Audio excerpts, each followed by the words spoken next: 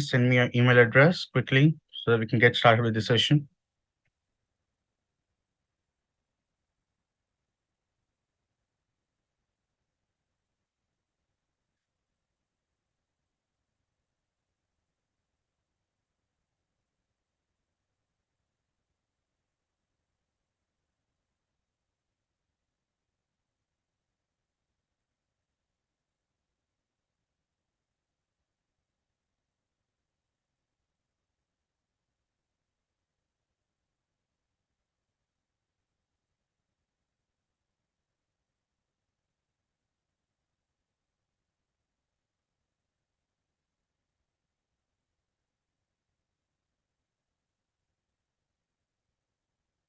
All of you check your emails.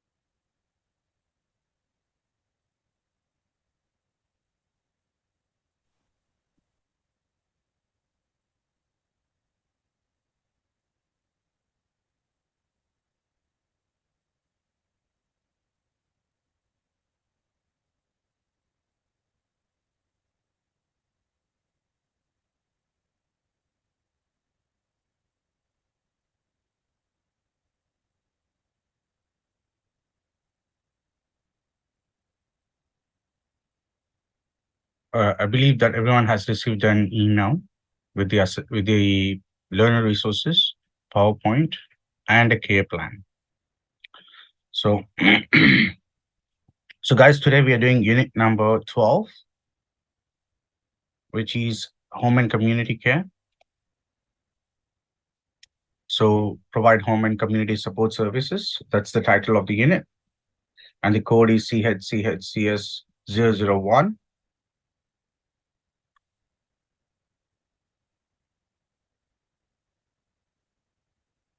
Under this particular unit, you have 4 topics. Determine the requirements of individualized plan or individual plan. Establish relationship in the home. Operate respectfully in the home. Complete reporting and documentation.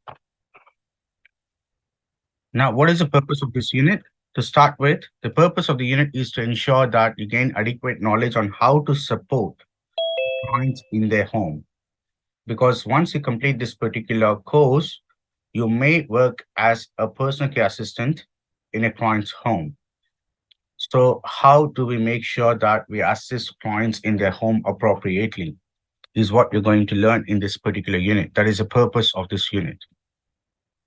Now, in a general setting where you have a residential aged care, you go there and you assist your clients, you have a supervisor, you have everyone in the organization, you got the policies and procedures, all documentation that is needed for you within the organization because it is a residential aged care.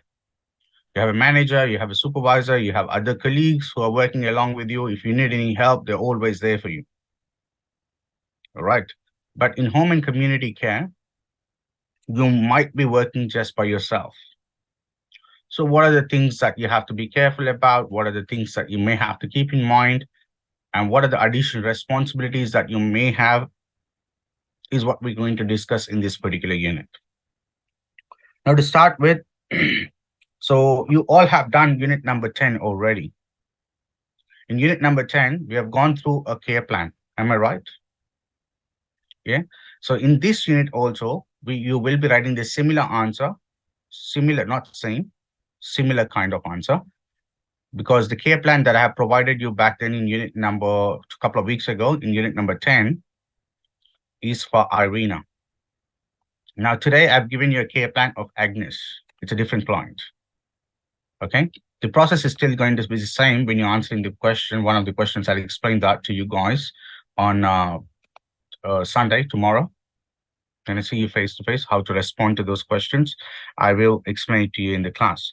Now, but however, you know the format on unit number 10, the format, how you have written the answers. Is that right? Do you all understand what I mean by the format for question number 1? Let me show it to you.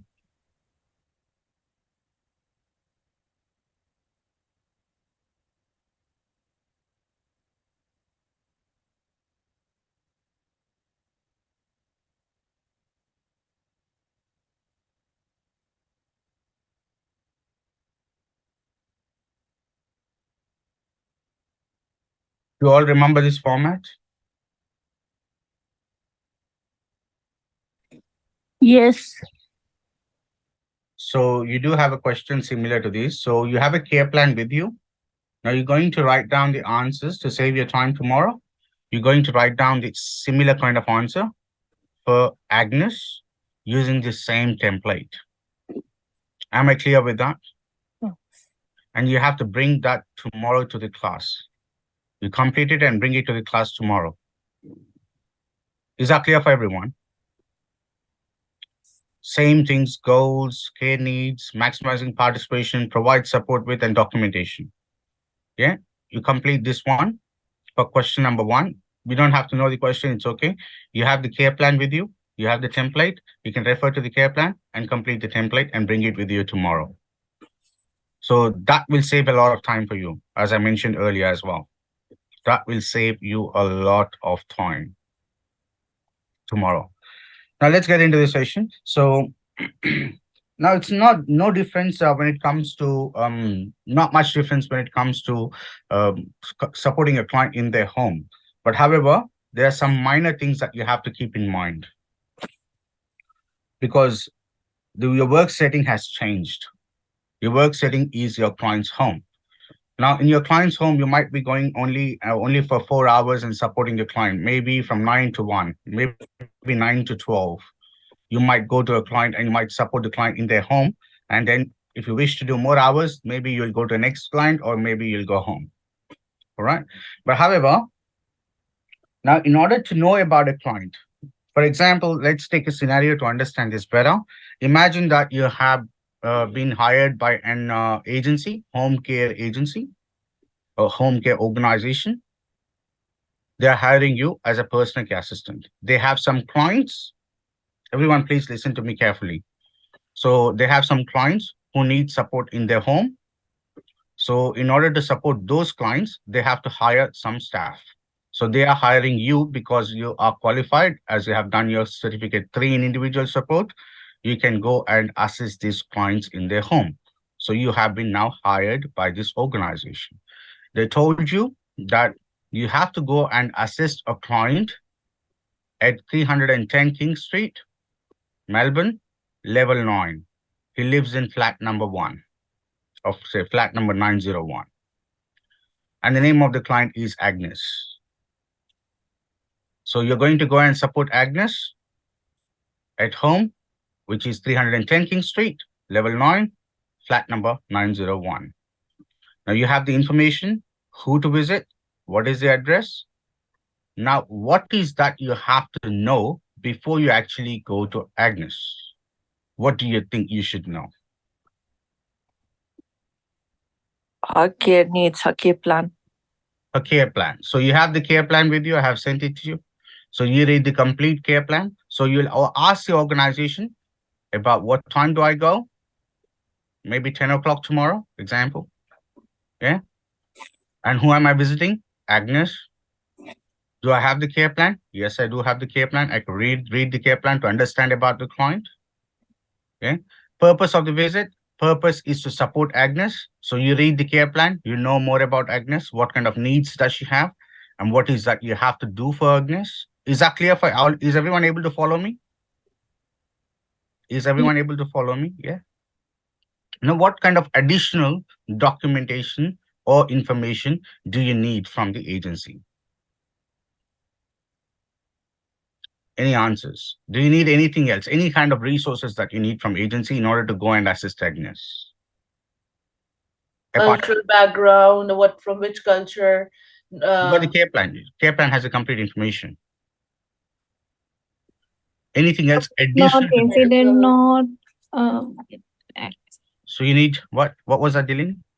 progress note, incident note. Absolutely. So you have care progress note. notes. Do you have progress notes? Do you have other documentation like bowel chart, shower chart? Do you have all of them? Now, does this organization maintain this as a hard copy? Do they do it online? If they do it online, do you have a login and password? If they do it as a hard copy, do you have the hard copies with you? Or are they available in the client's home? Anything else? And in home and community, another document that you may have to carry is a feedback form. Because when you provide services to your client, not every day you're going to go and ask for feedback, but after every month, probably every fortnightly, according to the organization's policy, maybe every month, you might have to ask the client to provide feedback. Or if she has any complaints, she can also complete a complaints form. So you have to carry a feedback and complaints form with you. Oh, it should always be available because you don't know, your client might say, I want to complain or I want to provide a feedback today. So you need to have that available with you. And apart from that, you need to carry your organization's policies and procedures. Now, you may, again, if it's a hard copy, you'll carry it. If it's soft copy, then you need to make sure that you have access to it. Because while you're providing services, you might have a question. You don't know what question would come up. And it may not be appropriate for you to call the organization at all times, every step. No, it might be a bit hard. If you don't find any information in the policies and procedures, and you don't know how to work it out, then you call your supervisor. Supervisors may be available on call, but they are not with you. Am I clear with that? So you're carrying all documentation related to the client, like progress notes, bowel chart, shower chart, all of these documents, behavior chart, and everything. And you have the information in the care plan. Let me show you.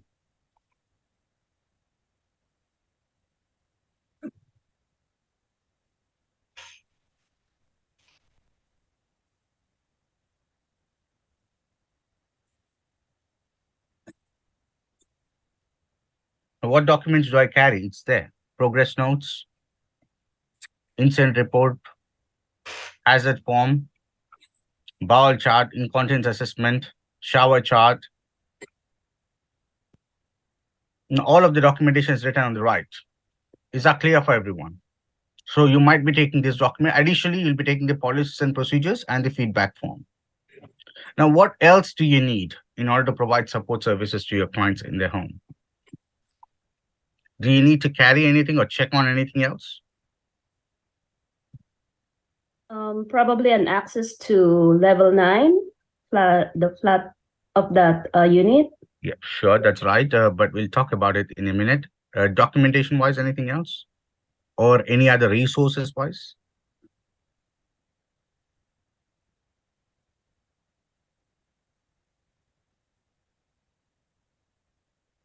So do you need gloves to assist the client? Yes or no? Yes. So do you have them or will you check on it or will you just go without it? If you go without the gloves, can you actually give a shower to the client without the gloves? Proper PPE, we need to check with us. So you need to make sure that you have PPE. So do I carry the PPE or do we have it at the client's home? Question. I'll ask my organization. If they say that, no, we have to carry whenever you go, you have to put it in your car or you carry it with you at all times, then probably you might have to go and pick it up from your organization because you're not going to buy it. It's the organization who has to provide it to you. So you might have to go and get the gloves or ask and confirm if the client has all of these resources in their home. Some clients do have it at home, depends on the organization. So you don't have to carry, but you have to confirm the PPE. Now that you have all of the resources and everything with you now, you are ready to go. And you have the care plan, you read about the client, you know what to support the client with. Obviously, you have to read the care plan to understand your client. Yeah? Is that clear for everyone? Before you go there. So that you know what kind of assistance does a client need. So you know if she's able to take a shower, then you might prepare everything for her, and she takes a shower, then you can go and do the cleaning or whatever job needs to be done. Now in home and community, we do assist clients with shopping. We might go and do the shopping for them, or we might take them with us so that they can do their shopping. Sometimes they want to go for a movie, you might go for a movie with them. They might want to go and visit a doctor or get a test done.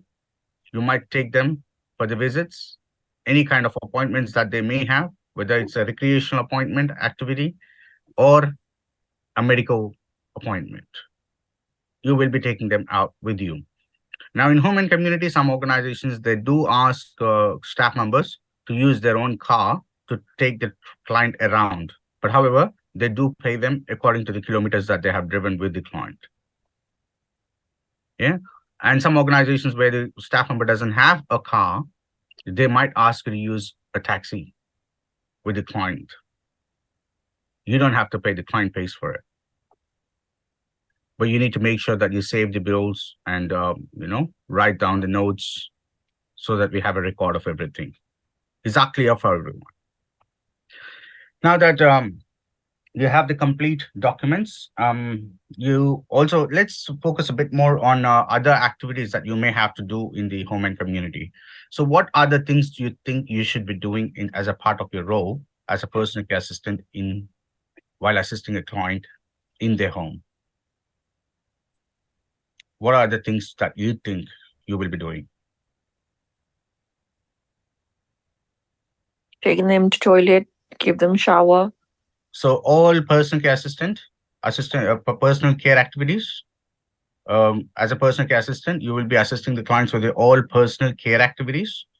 Example, taking them to toilet, giving them a shower, and so on. Okay. And apart from personal support services, which are related to personal hygiene, what else do we do? Kitchen assistance. What is that? Kitchen assistance. Kitchen assistance, which means that probably you might make Might them need to a cook. little bit of breakfast. So breakfast means technically we're not expecting you to go and cook some lasagna or something. No pizzas or lasagnas, just a simple breakfast. You might probably be making warming up some milk and couple of wheat bakes or cornflakes, a glass of juice, a toast with butter, and whatever they want spreads, like Vegemite or jam or whatever. So you might give them a toast. Sometimes you might make them a sandwich, simple ones, yeah. And then you might serve it to the client. And you might be washing dishes. Now, when you're washing the dishes, one of the things, let me ask you a question. How many of you have your own cups for coffee? Do you have your own cup for coffee? Yes. Now, if you don't find it, how do you feel? Do you have any feelings towards it or no? It doesn't matter. Doesn't matter actually. Is there anyone who says that it does matter? No? As long as you find a cup? No, it does matter to some people, yes. Like- Some people are very specific. They want to have the coffee in their own mugs. Some people don't want to have coffee like in big mugs. They want to have in small mugs. So yes, it is also. Some people are attached to their cups. And for example, if you ask me about myself, if you don't give me my dinner plate, on that day, I'm not happy, even though I have my favorite dinner. I'm still not happy because I feel uncomfortable because I'm not habituated to use a different kind of plate because maybe it doesn't have a guard or, any personal reasons you might have. Okay. So one of the things is that it may not be comfortable. So in this situation, Now, if it was you find a client like me, then I'll see a couple of times. I may not say anything. But the third time, if I don't find my plate, I might probably complain about you to the organization. Very straightforward. I might complain about you to your organization, saying that this person comes and she washes and then she keeps things wherever she wants. It's very hard at this age. I can't go and spend 40 minutes looking for my cup.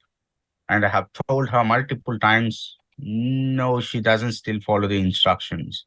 So can you please find someone else for me? Because it's a bit hard to deal with her. You know what I mean? A simple thing like this could lead to a complaint. And for clients' perspectives, from clients' perspectives, it is correct actually, because the client is getting annoyed at that age for him to look for a plate. That's why he wants you to help him, right? And then you create more problem for him, he's going to complain about it, even if it's a simple thing. Is that clear for everyone? So what is that I have to do to avoid this? I have to learn about the things, how a client wants it to be done. So if I wash dishes, where do I put it? The client doesn't care, we don't have to worry. If the client does care, some people, they want a particular way of doing things. They want to do things in a particular way. Example, they wash the dishes, they put it on the right-hand side, let it dry. Once it's dry, then they want to put it straight away in the respective places, wherever it is. Whether it's spoons and cups in the top drawer or so on. Is that clear for everyone? Now, as a part of your responsibility, you will also be assisting clients with the laundry. Okay, washing their clothes. Some people even ask you to assist them with ironing their clothes and putting them away. So depending on your client's requirement, so your additional jobs that you may have in home and community, as I discussed, you might be doing shopping, you might be taking clients for appointments, you might be washing their dishes, you might be cleaning their home, you might be doing laundry. Some clients, they also need some help with gardening. Now, gardening is one of the vague things, because sometimes they do ask you, or sometimes they have someone else coming and doing it for them on a regular basis. Most of the time it is someone else. We don't really do gardening much, but it is a part of your responsibility if need be there.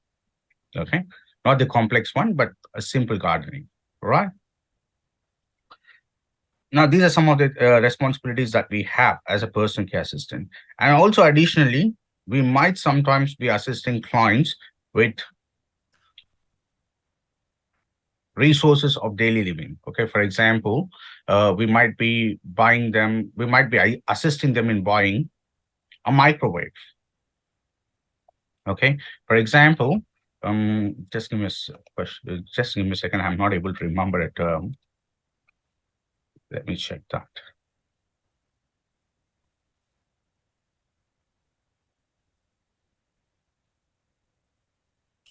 Yeah, I now remember it. It's called daily living equipments or resources. So as a personal care assistant, we will be assisting our clients with daily living resources or equipments. Yeah. So what are the daily living equipments? Can anyone give me an answer?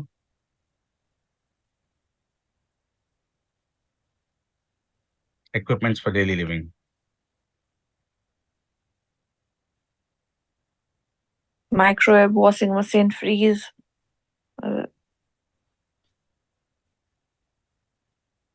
Living equipments, yes. Microwave, washing machine, fridge, rice cookers, they are all daily living equipments, okay?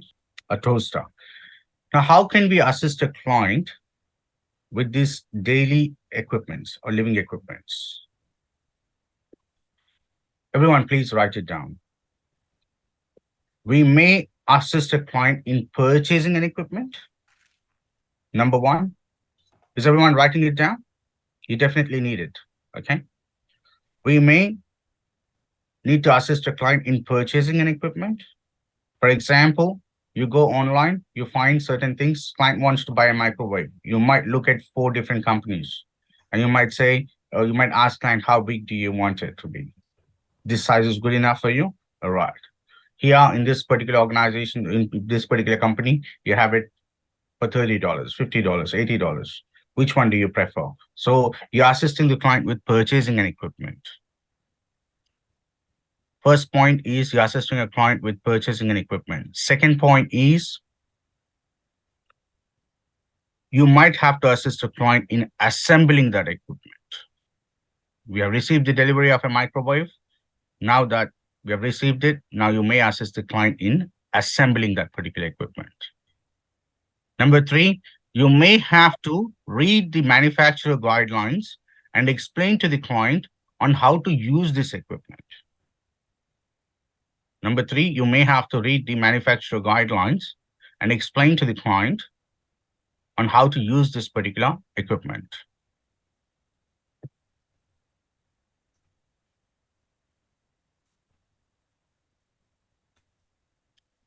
Number four, you might have to monitor the client while they're using the equipment. You might have to monitor the client while they are using the equipment. Number five,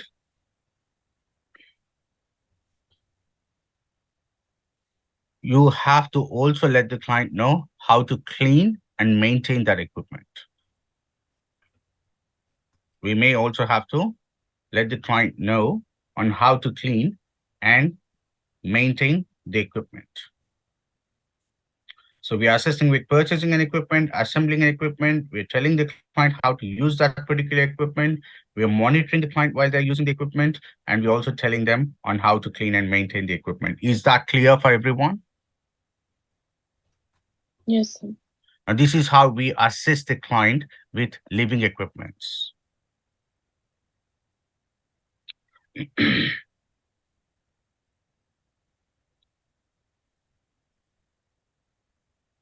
Right. So now we will go back to the scenario and we will discuss further about what are the other things that we may have to look at when it comes to home and community services. Now we have a client at 310 King Street, level 9, flat number 901. So you have arrived at the client's home. Like, tomorrow how you come to the college. Yeah, same way. You're coming at 10 o'clock, you're going at 10 o'clock to the client's home. Now, how do you assure the client of your identity? Now, you have been hired by a home. Listen to the information and also please write it down, just because you have to write a bit of introduction, okay? Now, you have been hired by home care organization. Home care organization. You are a personal care assistant from that home care organization. You are there to see Agnes.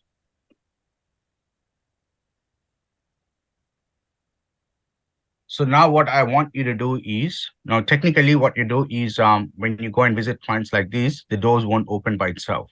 You ring a bell, someone will answer the phone. You have to introduce yourself so that they can open the door for you. Is that clear for everyone? Now, what I want you to do is, I want you to write an introduction. How do you introduce yourself? And please, when I say write, you must write it. I don't want people to think that it's easy. I'll just tell when he asks me a question. I can ask at least 5 people to introduce themselves. And you need to have full information so that I can actually trust you and open the door for you. It might be client, it might be a family member who's answering the call. So you need to be very clear with your introduction, because you are going for the first time. They don't know who you are. A random person comes in, we don't open the doors for them, do we? No. So we ask who you are. So can we have that introduction written, please, everyone? I'll give you 3 minutes on that. Make sure that all areas are covered. You have to make sure that you're telling who you are. Who are you visiting? What's your name? What's the name of your organization? What is your designation? All of them should be there in the introduction. Okay. I request everyone to please write down the introduction now.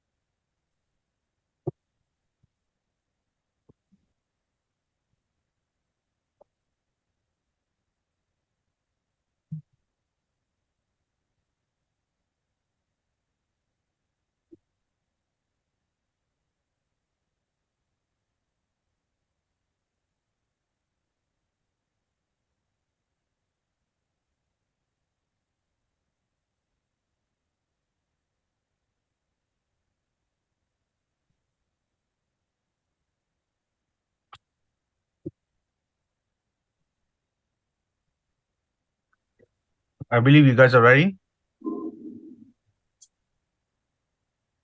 Namrata, can you please introduce yourself? Hello, I am Namrata. So hired by XYZ agency. So today I am looking after you. Do you say hired by? Hired by Do you agency. say hired by? Or do you say I am from? So I am from. Can you repeat it once again? Hello, I am Namrata. From the XYZ But who agency. are you, Namrata? What is your designation? PCA. Can you please include that too? Okay. Hello, I am Namrata as a PCA from the agency XYZ. So today I am looking after you. What's my name?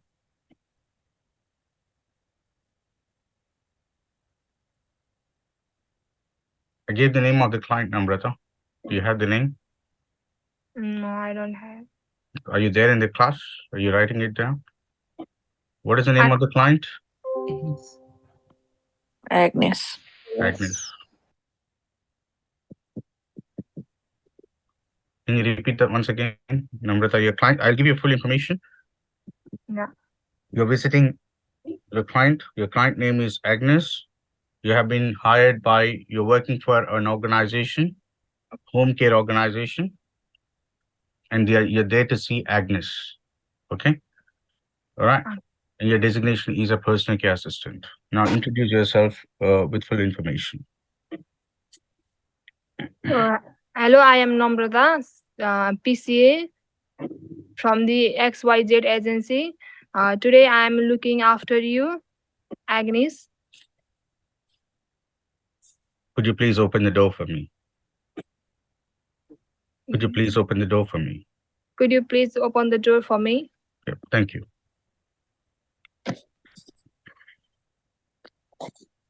Lakshmi.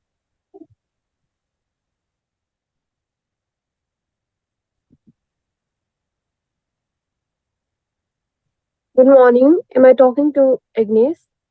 I'm a PCA from ABC organization, and my name is Lakshmi. So, can you please open the door for me? Thank you. Ujjwal.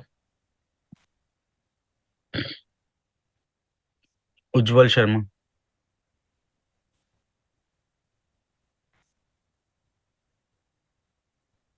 Are you there, Ujjwal? Yeah.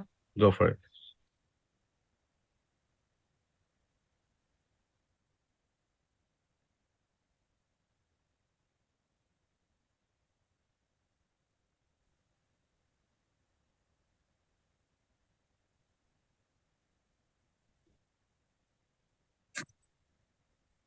We're waiting on you, Ujjwal.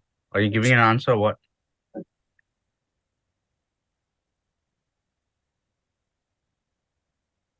To ask to open the door.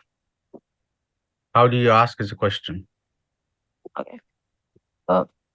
Hi, I'm Ujjwal Sharma. I'm here to look after you. Can you open a door for me? No, I don't know who you are.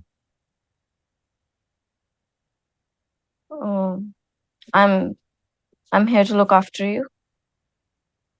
Where are you from? I'm from.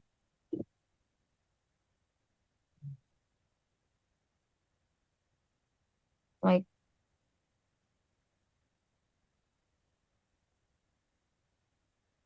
Now, if you don't assure your identity properly, I won't open the door. That's true. You know, because especially people who are old, they're more scared because they're more vulnerable towards any kind of theft or abuse.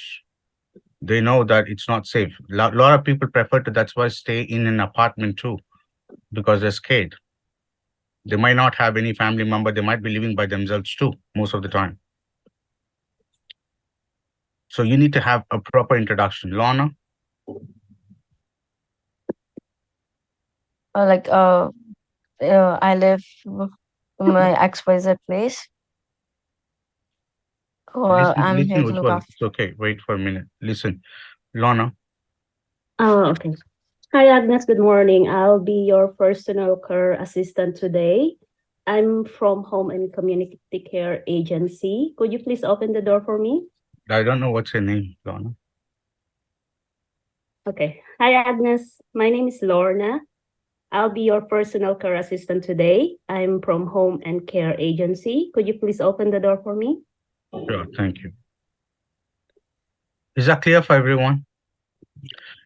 Now that you have introduced yourself and the person is assured of your identity, but some people, they also look at the cameras because they have a little camera at the front. No, not that they only trust your words, but they may look for some other things. What do you think they'll be looking for in the camera? Proper uniform, And identity card. Proper uniform and ID card. So you need to make sure that you're wearing an ID card with your name. You need to make sure that you're wearing a t-shirt from your organization, which has their logo. So they don't technically trust you, but they trust you because you are from that organization and you have the t-shirt. Is that clear for everyone?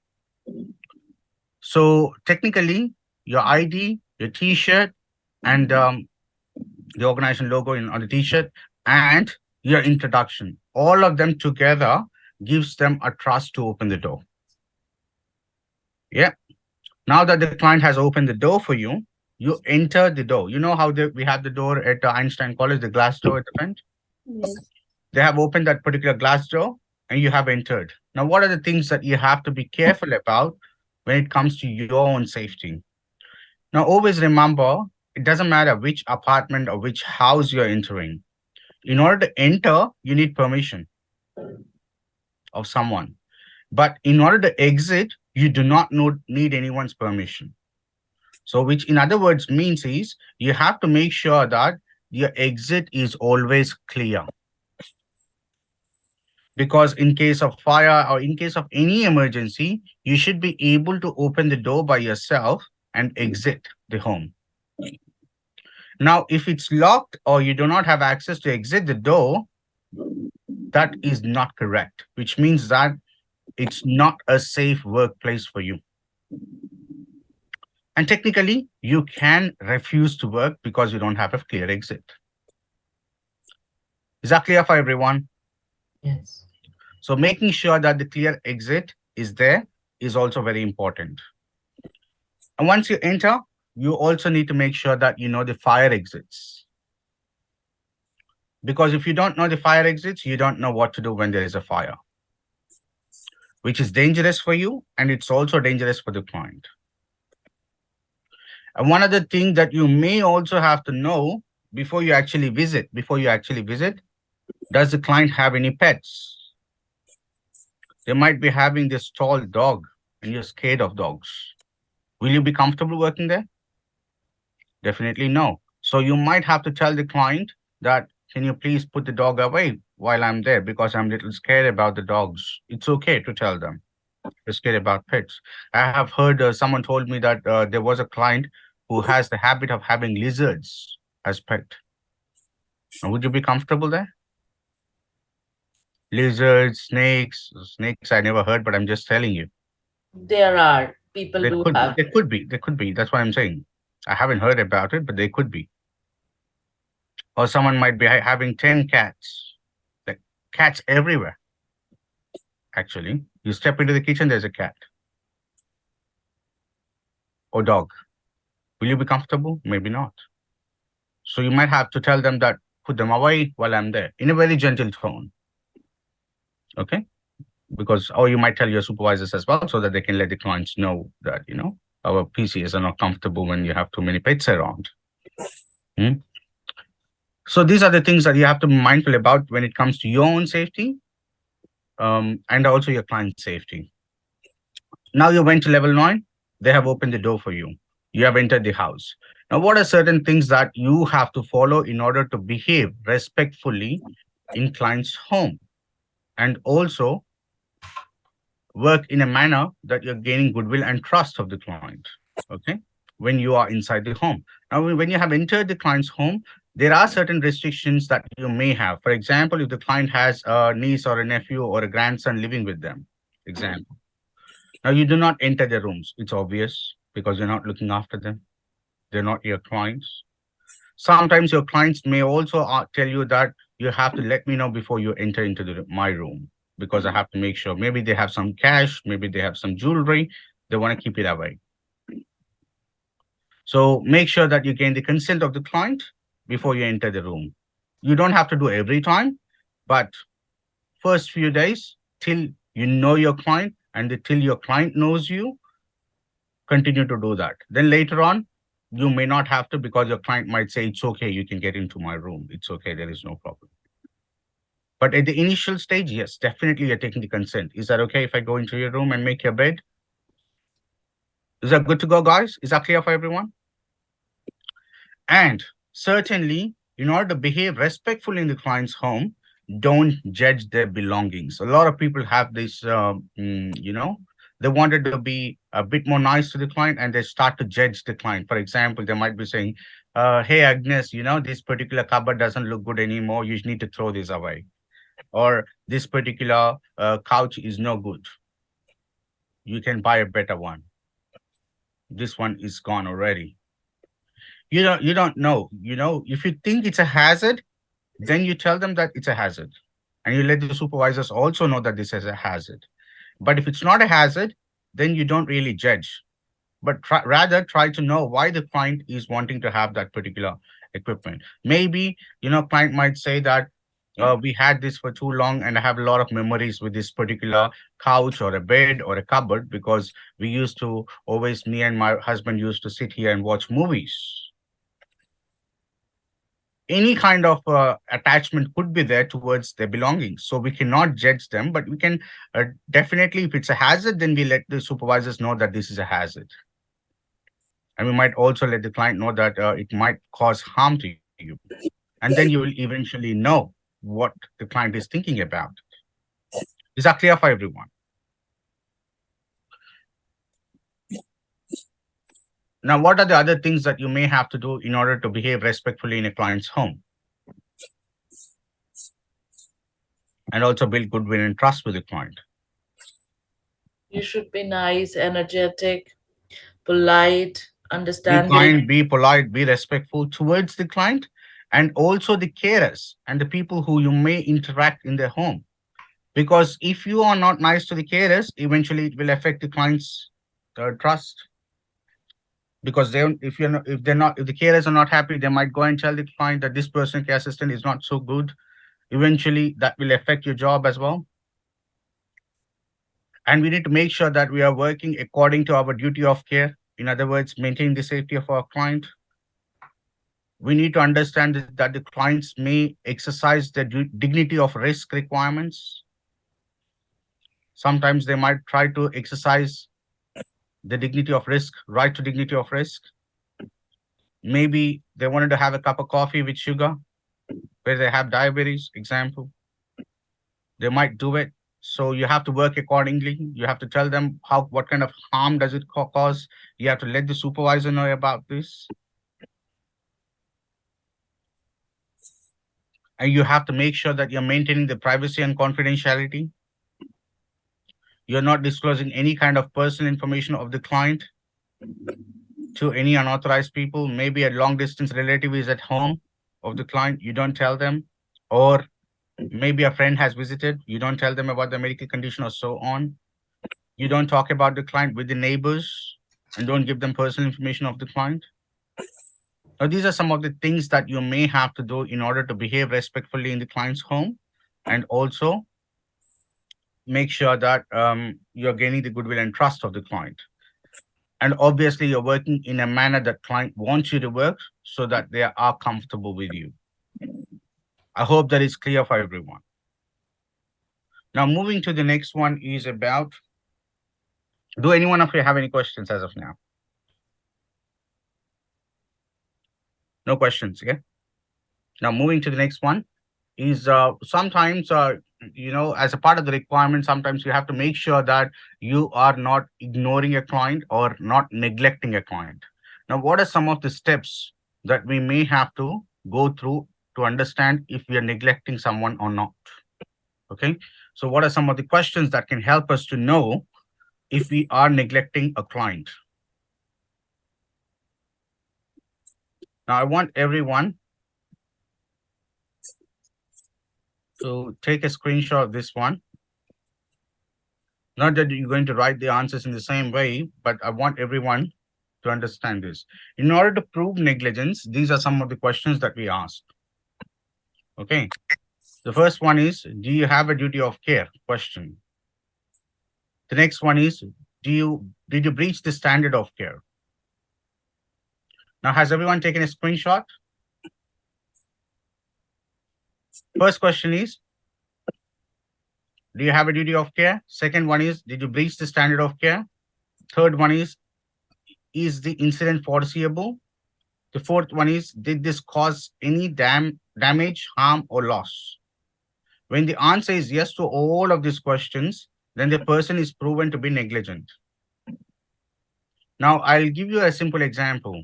Let's understand this better with an example. Now, for example, say one of the PCA is looking after a client. The client has complained of pain, okay? Complaint of pain, all right? On day one, she was busy, she forgot to report this, okay? On, say Monday, the personal care assistant visited the client. The client said, I have pain in my left arm, and the Panadols that I'm receiving right now, it's not really helping me, okay? Can I have something better? Can you do something about this? On Monday, you forgot about it. A personal care assistant has forgot about it. On Wednesday, they came back. And they were like, client asked, what happened? Did you do anything about my pain? Oh, I'm really sorry, Agnes. I forgot about it. Let me see what I can do today. I'm really sorry. I'm definitely going to get back to you on this one. And on Wednesday, after leaving the work, she had some other personal problems and then she forgot about it. Now, again, she went on a Friday and the client was very unhappy about this. And she called the supervisor saying that, can you do something? I've been telling your personal care assistant on Monday and Wednesday, nothing has happened. I'm still having this pain. Can you please do something about this? Now, if you go through these questions, you will know if that personal care assistant is in neglect or not. And neglect goes on your file, on your personal file, because it's a neglect. It's your personal neglect towards the client. Now, did this person who is working as a PCA, does he have a duty of care? Yeah. Yes or no? A person No. who is working as a personal care assistant, does he have a duty of care? Does he have a duty of care to maintain the safety of the client? Do no further harm to the client and eliminate any foreseen harm to the client. Does he have the responsibility? Do we all have the responsibility of duty of care when you're working as a PCA? Yes. Yes. Yeah. So this personal care assistant, do you think, does he or she have a duty of care towards the client? No. Who's saying no? Who is it? In that Sony. situation, sorry. What do you mean? No, when you work as a PCA, you always have a duty of care. Yeah, I know. I thought after you gave that situation, Okay. I thought She's a PCA, I was right? answering for that. No. I'm not too sure what's the understanding. I repeat that once again. A PCA who's looking after the client always has a duty of care. Yes. So when you work with your client, will you maintain her safety, or you don't care if there's a water in the washroom, she's walking without slippers, let her fall? Who cares? We don't do that, right? No. No. Okay. So you might be having a different understanding. I'm pretty sure you might be thinking something else. But guys, does that personal care assistant have a duty of care to report this to supervisor? Of course, yes. Yes. The next question is, now, did you breach the standard of care? Now, what is the standard of care? Okay, if that's not that person PCA has not reported, but in case if I was in his place, would I report this immediately? I repeat Yes. myself once again. That PCA has not reported this, okay? But someone in the same profession, would they report it? Yeah. Yes or no? Yes. As a Yes. PCA, someone in the same profession would have immediately reported about this pain to the supervisor. Okay. Now, if this person has not reported, that means that he has breached the standard of care. Is that clear? Does it make sense to everyone? Do I elaborate? Do I elaborate? You're clear with this? A different person in the same profession would have definitely reported this. That means that this person has actually breached the standard of care. So the answer for that is yes. Is this incident foreseeable? Do you think if nothing has been done, she'll be in pain or not? Yeah, sure. She will. So it is foreseeable. Is this foreseeable? Incident foreseeable. Incident is she's in pain. That's an incident. Yeah. She'll continue to be in the pain if you do nothing about it. So foreseeable, if there's no tablet given, she'll suffer for next 2-3 days or till the tablets are given. Am I right? So is that a yes or no? Yes. Next one. Did this cause any damage, harm, or loss? Yeah. You have not reported it. For example, the PC has not reported it. And did it cause any damage, harm, or loss to the client? Yes. Because what is the damage, harm, or loss? Client was in pain. She was continuously in the pain because you didn't do anything about it. Right? Everyone clear? Now, when the answer is yes to all of these questions, then the person is proven to be negligent. Now, it's not foreseeable. If it's a no, then he's not negligent. If he doesn't have a duty of care, he's not negligent. It didn't cause any harm to the client, he's not negligent. So the answer should be yes to all of the questions. Is that clear for everyone? Now, let me give you another scenario. I want everyone to think about the answer and get back to me. I'll give you another scenario. One of the client had a fall. One of the client had a fall. You didn't report it to the supervisor and you lifted the client because he said that there's no pain and he's comfortable. So you gave him a hand and you put him back to bed. Okay. And then you went and reported to supervisor. Supervisor came back and she checked the client and she said that there is actually a fracture. A hairline fracture, small fracture, tiny fracture. So he needs to go to hospital.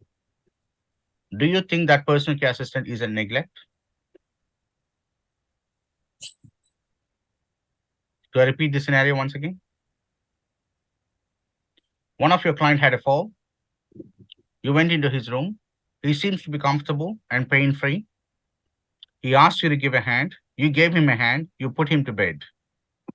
The client seems to be comfortable and he's watching the TV as like normal. You then went and reported to the supervisor saying that this person had a fall. I put him back to bed because he said that he doesn't have any pain or anything.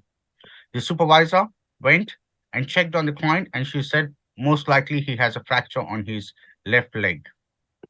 It looks like a minor fracture. So we might call the ambulance and send him off to the hospital. Now, do you think that personal care assistant who has assisted this client to bed is at neglect? Yes or no? Yes.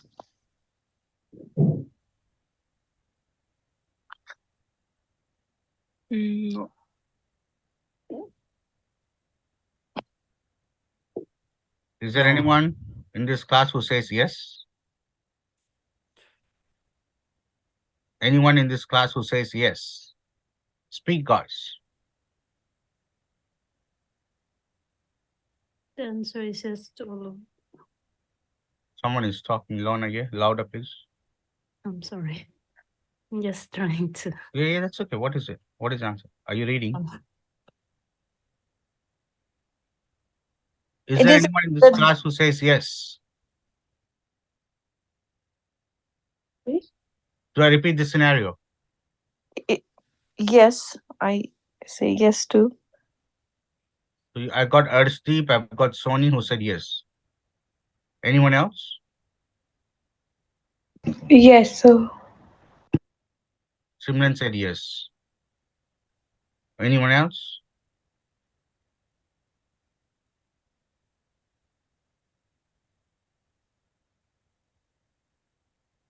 How many of you say no? Maybe So I partial say no. neglect. I said Maybe no. partial. There is nothing called partial and full. There is only one thing that we say neglect, yes or no. PCA did not reach No. the standard of care, so that's why Rupinder, come closer to your mic, my dear. PCA did not breach the standard of care, so it's no. No. So it's the person is proven not to be neglected.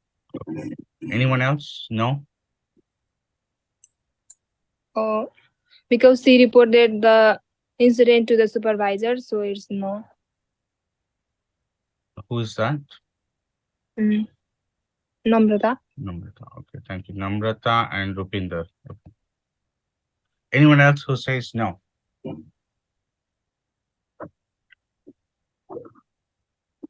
Anyone else who says no? Others, are you with me? Other students, are you with me? Did you understand the concept? So in future, you have to go and work in the HK. You should understand this very clearly. Or else you can be. Now, again, I told you very clearly, a neglect goes on your personal file. This is the only thing that goes on your personal file. Which means that if you have ignored a client, they will call you to the office. They'll give you a warning letter saying that you are under neglect. If we see this again, I don't know what kind of neglect. It depends on the neglect. Some people get fired. Some people are reported to police. Some people are given a chance. Depends on what kind of harm did the client have. So understanding this concept is a big deal. Yes, it is a big deal. Rakesh, can I ask you one thing? Could you Sure, tell me that format? I think I'm confused with the format again. When you're writing neglect, is that my report? So what do you mean by my report?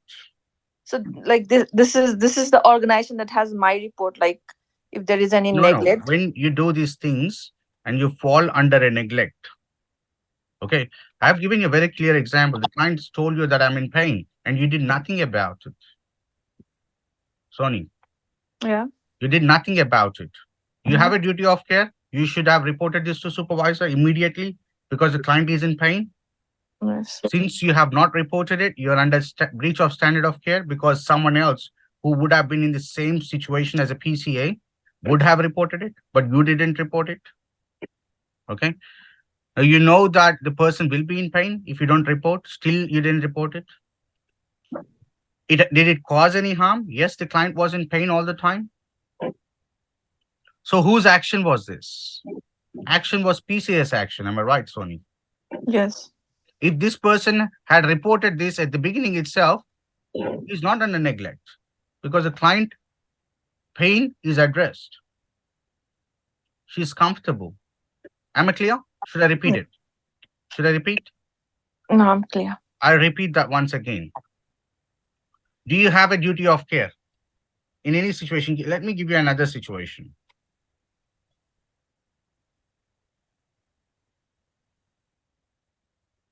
A client is taking too long with her dinner. Every day you give her dinner, the client is taking too long. Okay. So what you did is, oh, it's too much to give. Not anyone in person. No one will do it. This is only a scenario. A personal care assistant has decided not to give dinner because she's taking too long and it's too busy for them. And they can't really go and sit with her and spend 30 minutes in the evening when it's very busy to serve her dinner. They have stopped. This person is working 5 days a week. Whenever he's working 5 days, Monday to Friday, he's not giving her dinner because it's taking too long for him to go and assist this person. All right. So he didn't give dinner for last 1.5 months. So the client has lost a lot of weight. She lost about 10 kilos. She's already lean. She's only 50 kilos. And then she has lost another 10 kilos. Now she is 40 kilos. Okay. And her health has been now impacted because of that. She's not getting enough nutrition. She's starving. She's not able to sleep enough because she didn't eat and so on. All right. Now, does this person have a duty of care to give the meal? Yes. Yes. If it was you, would you give the client dinner by Yeah. sitting 30 minutes? Yes. Do you see that if you don't give her dinner like this for next 1.5 months, she will lose her weight and she can have issues with her health? Yes. Do you think by not doing this correctly, it caused harm to her? She lost some weight. Yes. Now, do you think that person who has done this is at neglect? Yes. Is that clear, Sony? Yeah. Thank you. Now, Rupinda and a lot others. Okay, Rupinda, at least I appreciate that you gave some answers. Rupinder and Namrata, you gave answers. I really appreciate it. Others, I really need your participation in the class. And I believe myself, I am very clear on my lectures. If you don't understand, you should ask questions like Sony, which I appreciate it. Rather than you sitting here and not really participating is no good. Okay, you should participate. In all of them have to participate. And that's why I give you multiple examples. Now, Rupinder and Namrata, who said that since they have reported, it is okay? Namrata, I believe. Yeah, I have to. When do you report? Do you report after lifting the person? Yeah, after lifting the person, like we have No, to no, report wait, listen to me, okay? If you see a client on the floor, do you report to supervisor or will you lift the client? Yes or no? Do you report? Yes. Yes. We have to report first. Do we have to report first or after? After lifting. We have to report first. So did that person report first or after? After. So is it neglect? Yeah. You understand? Now, once again, okay, I might ask this question tomorrow. Just remind me this question, okay? I might have to ask. It looks like a lot of students don't know. Now, if you see a resident on the floor, you do not lift the resident, you call the supervisor first. Because the person may already have fracture. And when you lift this person with the fracture, you're causing further harm to the client. Yeah, you're causing further harm to the client. After causing further harm, you go and report to the client, report to the supervisor, what is the deal? The harm is already done. That's why the person is at neglect. Yes, he's at neglect because he lifted the client. He didn't follow the process. He should have reported the supervisor. Supervisor should have come to him, checked him first, and then she should tell whether to lift or not. If supervisor says yes, lift, then we lift. Then we are not at neglect. Is that clear for everyone? Because our duty of care says do no further harm. That is right. Duty of So- care says maintain the safety and cause no further harm. But if the client says there is no any fracture, like we have to report first. Is a client doctor? No. Then client will say whatever. Yeah. You are a professional. You should know how to work. Am I right? I am teaching you very clearly. Even if my client says that I'm sitting, okay, let's keep it this way. Your client said, I'm sitting on the floor because I love to sit on the floor. I enjoy sitting on the floor. Will you go and give a hand, Namrata? No. Why?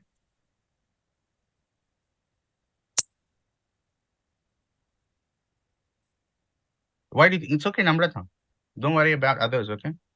You are at least if you are raising questions and you're learning more.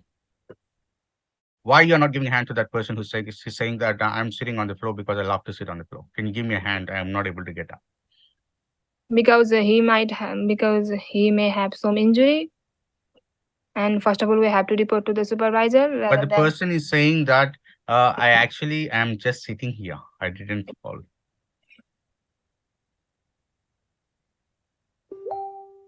Someone who sits on the floor may not have an injury. But what is the reason behind why you are not lifting that person? Can anyone give me an answer? Open to everyone. It depends on his choice or mood, maybe. His choice is he wants to sit on the floor. Maybe he's telling you. You don't know what is his choice. All he's telling you is he's telling that I sat on the floor. I want you to give me a hand. Will you give a hand? Will you report to supervisor? Once, Will you give a hand? no, Yes. because once Yes. Priya said yes. I'll give a you hand because have- he said that he's Report to just the saying it. supervisor. Why we are reporting to supervisor? Report to the Because the client is in the floor.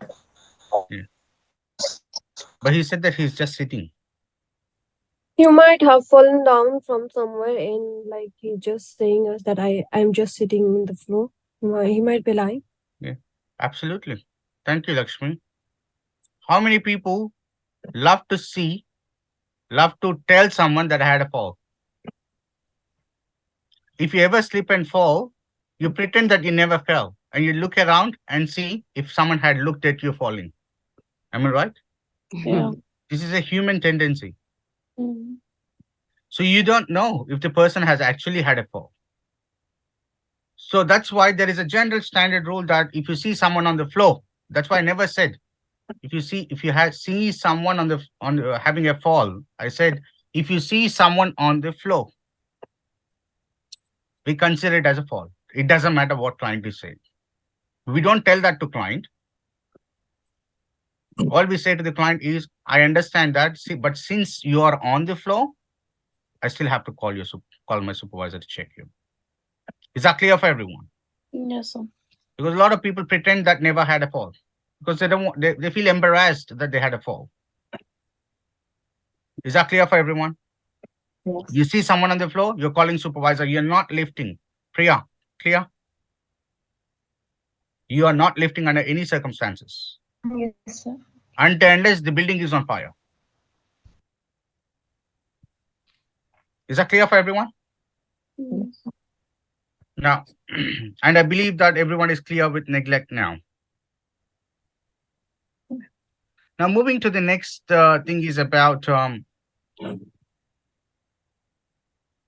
what are the things that we report? Just give me a second.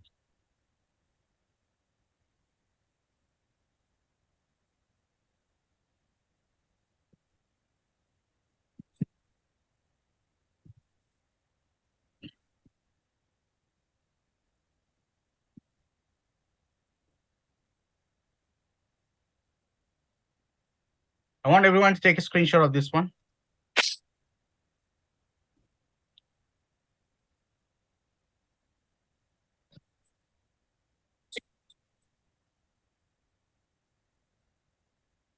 I want everyone to take a screenshot of this one.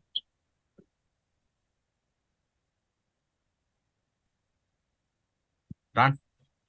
We'll talk about this tomorrow in the class further. All right.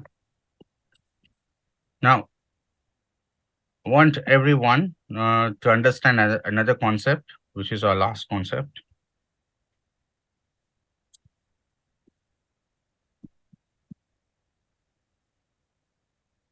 Now, before I discuss this, we all have an obligation that we have to maintain the privacy and confidentiality of our client at all times, right? And we do not disclose the personal information of the client as a standard rule. Yeah. But there are certain situations where we may disclose the client's information without taking the consent of the client. Okay. I repeat myself. There are some exceptions to the general rule of confidentiality. In simple words, in some situations, we do not have to take the consent of the client and disclose the personal information of the client. Okay.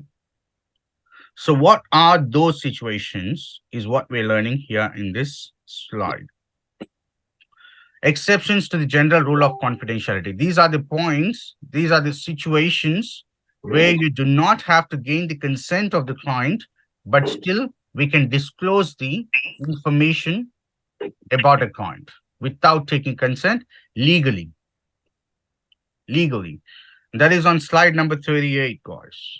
I want everyone to take a screenshot of this particular slide.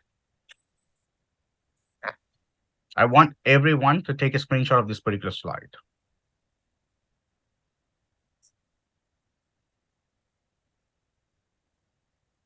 Now, I'll be giving you 5 minutes. I want you to write down in your own words what are the situations where you do not have to maintain the confidentiality of the client. The situations are written here. And these are the points. I want you to read them and write it down in your own words. Don't read this out when I ask you a question. I want you to write it down in your own words and save that information for your answers tomorrow. Write this down in your own words. What are the exceptions to the general rule of confidentiality? Which means that in what circumstances you need to disclose the personal information of the client without taking the consent of the client. Even if you don't have the consent of the client, we can still disclose this information.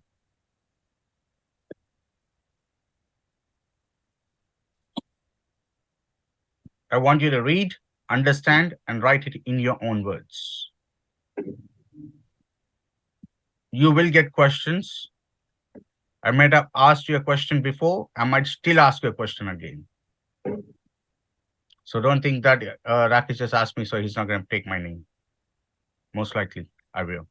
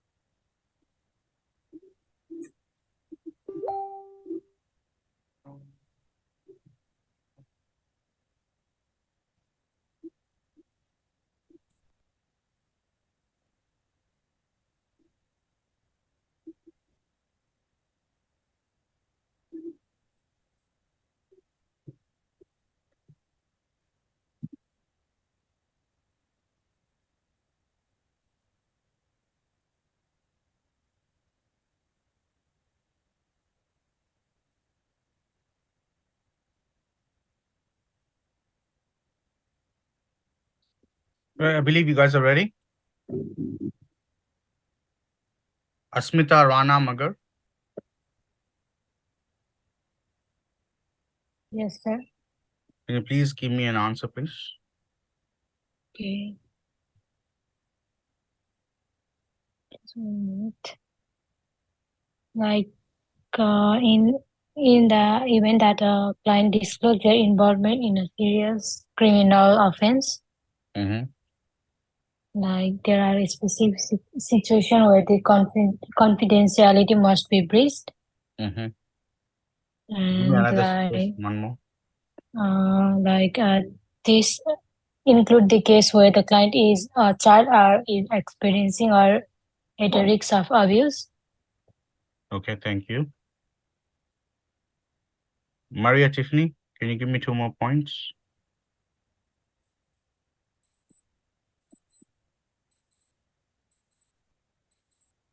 So can you repeat the question if that's okay? In what situations do you breach the confidentiality of the client? If you going to share the information of the client to the unauthorized person. You didn't listen to my question. I repeat the question once again. In what situations Is that correct? can you legally breach the confidentiality of the client? Legally, you're breaching it, but it's legal to breach it. Legally? Really sure about it. Like, You have to be very sure about it because I shared a slide and I have told you to read it and write it down, Maria. I've given time to everyone, okay? I want you to prepare that, slide number 38, and please make sure that you have the answers ready for tomorrow. Next, Priya, can you give me 2 points in Okay. which you can legally breach the confidentiality? Okay. Harm to self and others. If the client is causing harm to himself Harm or to others? others. And second one is freedom of information legislation. Like Okay. in some case. All right. Thank you. Thank you. All right. Now, Sajita, give me 2 examples where you can breach the confidentiality. I want these examples to be realistic. Okay. Sajita, Mahato.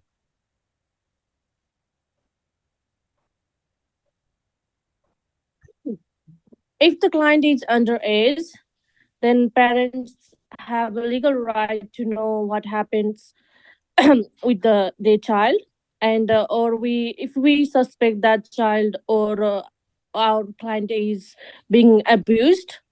Mhm. And then another one is if we feel like my client is in danger or my client can do something wrong with himself or herself, we Okay, can thank you. breach the Thank you. Arshti,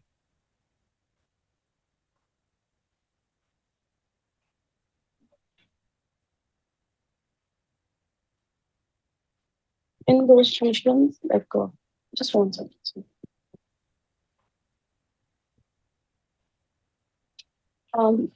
If the client, the client is a child and it's being abused on a I don't really like to have too much of child in these answers, guys. Okay.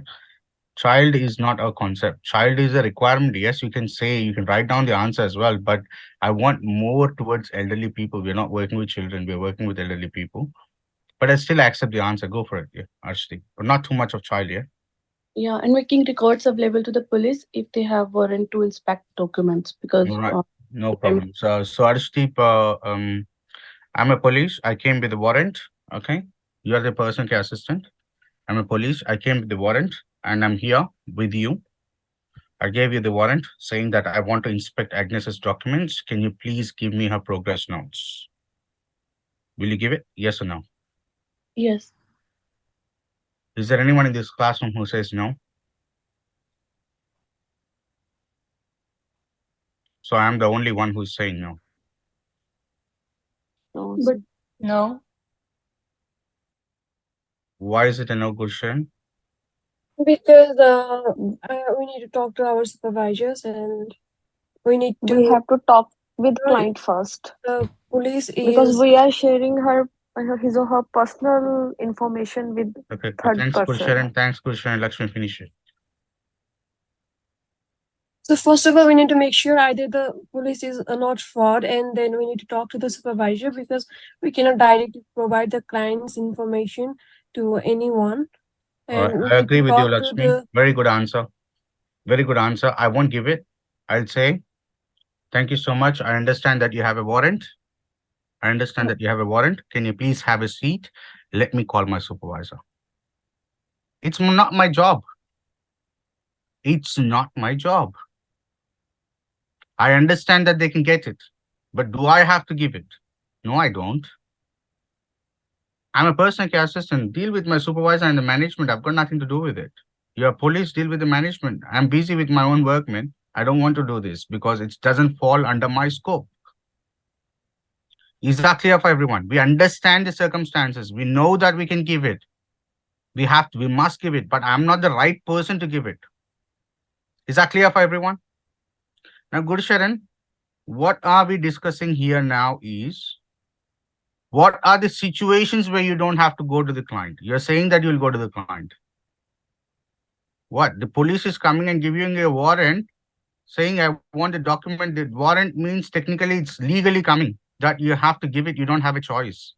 Even if your client says, no, don't give it, you don't have a choice. You still have to give it. That's what you're learning in this one. Okay? You're completely out of topic, Gursharan. Please be careful. You're not going to the client because legally you don't have to go to the client. That's what we're learning in this one. You got my point, Gursharan. I hope it is clear for you. Thank you. Yep. Is everyone clear with this? These are the situations where even when you're responding to the court summons, court is sending you a letter saying that I need this file. Yeah, the management has to disclose it, even without taking the consent of the client, because legally, even the client says no, we still have to provide it because it's a court. Yeah, is that clear for everyone? This is the law, what we're talking about. Is that good to go, everyone? Any questions? Any questions from anyone? No, sir. Now, students who had difficulties in answering this question, now when I give a time to go through something, guys, please take it serious. You know, I don't muck around those areas where you don't really have to know. These are the things that are very important. That's why I give you an activity. An activity, I never gave you an activity that is like 15, 20 minutes. I'm only giving you a 5 minutes activity. And these areas are like, you read it, you can understand. They're self-explanatory. And if you're completely out of the class, it's a bit hard for me to really send you the placements too, guys. Please bear that in mind. Is that clear for everyone? All right, guys, I'm going to take your attendance. Anjana Lama.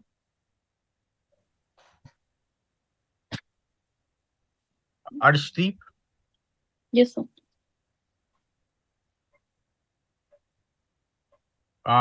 PT, you have been marked. TFM, you have been marked. TFM Yes. and PT. Yes. You have been marked. Yeah. I'll see you tomorrow at 10. See you. Ashmita Bandari. Arshdeep, you have been marked. Ashmita Bandari.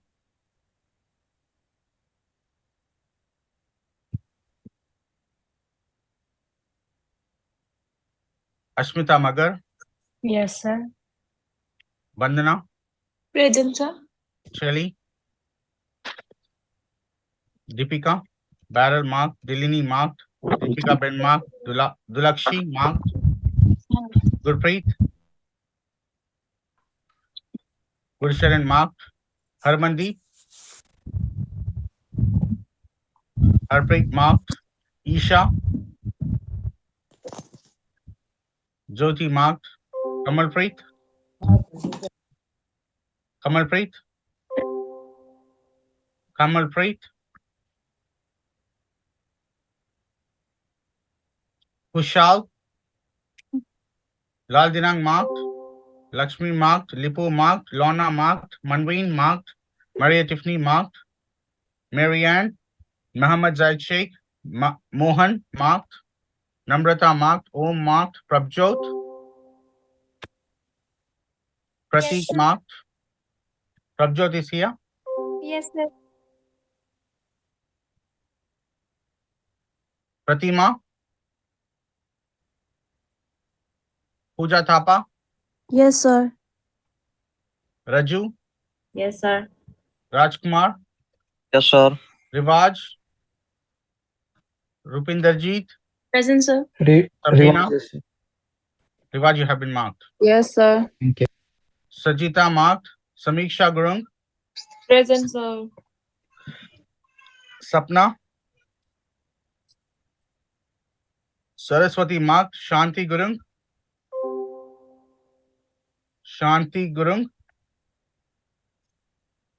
Simran Singh marked, Sophia, Sohit marked, Sonika,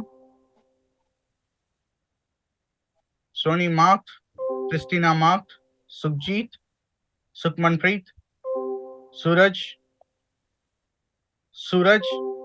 Tripti, Sharing Pam, Present, sir. Ujwal marked. If I have missed anyone's name, do let me know. Sir, I didn't hear my name. Kavita, are you from this batch? Yeah. If you're from this batch, if your name is not there, that means your COE has ended. Are you sure you're from this batch? Maybe not. I have like contact the COE as well. Sorry, the Kavita, director. what's your student ID, please?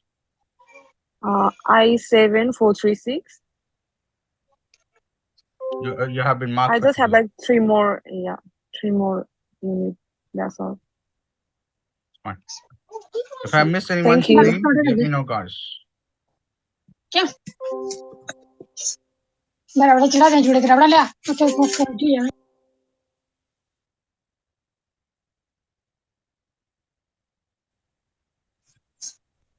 Hello, sir. My catch-up class today. What's your student ID? 17663.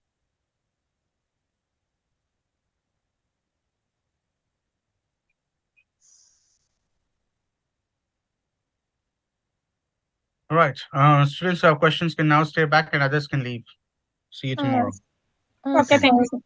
Sorry, sir. Thank you so much, sir. Actually, last time I missed my class, so I attend today. My name is Priya. Yeah, we can still come tomorrow.